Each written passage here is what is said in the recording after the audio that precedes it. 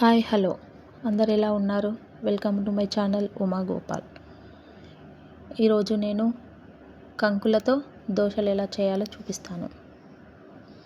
దానికోసం ఒక 2 లేదా 3 కంకులు తీసుకొని వాటిని ఒలిచి శుభ్రంగా చెరిగి పెట్టుకోవాలి.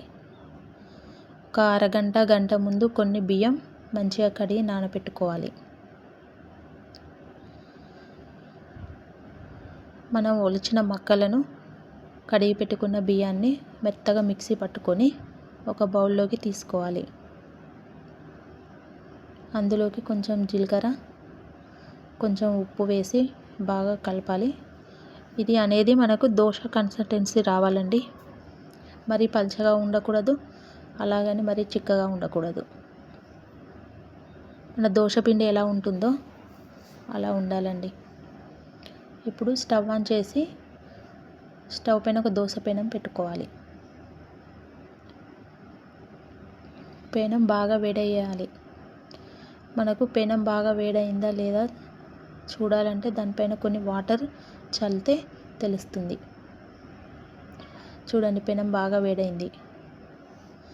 తర్వాత ఒక గంటె పిండి తీసుకొని దానిపైన పోసి మన దోశలా రౌండ్గా తిప్పుకోండి. సేమ్ మన దోశలు ఎలా వస్తాయో ఇది కూడా అలాగే వస్తుంది.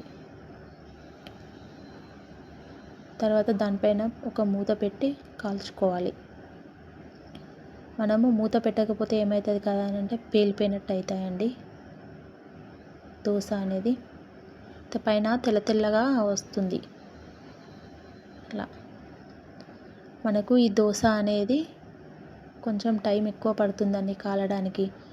ఎందుకంటే మక్కలు కదా, అందుకని. ఇది చాలా హెల్దీ బ్రేక్ఫాస్ట్ అండి.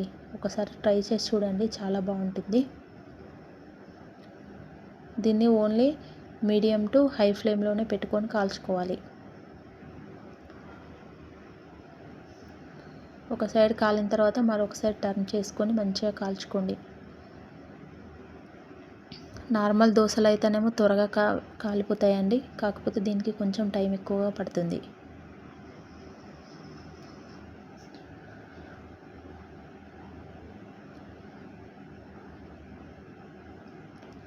ఇలాగే పిండి మొత్తం ఒకదాని తర్వాత ఒకటి నేను చూపించిన విధంగా చేసుకోండి.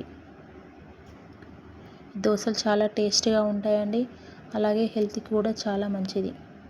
ఒకసారి ట్రై చేసి చూడండి, చాలా బాగా వస్తాయి.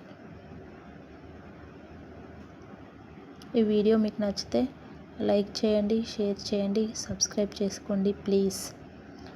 ఇంకా మీకు ఏమైనా కావాలని అంటే కామెంట్ చేయండి, నేను చేసి చూపించడానికి ట్రై చేస్తాను.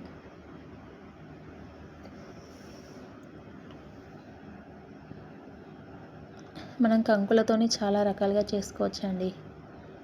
అందులో ఈ దోశలు కూడా ఒకటి. మీరు ఒకసారి ట్రై చేసి చూడండి.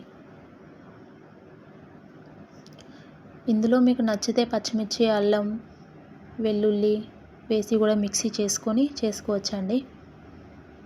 మాకు ఇంట్లో అట్లా చేస్తే మా పిల్లలు తినారని నేను నార్మల్గా చేస్తున్నాను. అల్లం, పచ్చిమిర్చి వేసుకొని మిక్సీ చేసుకుంటే ఇంకా చాలా బాగుంటుందండి టేస్ట్.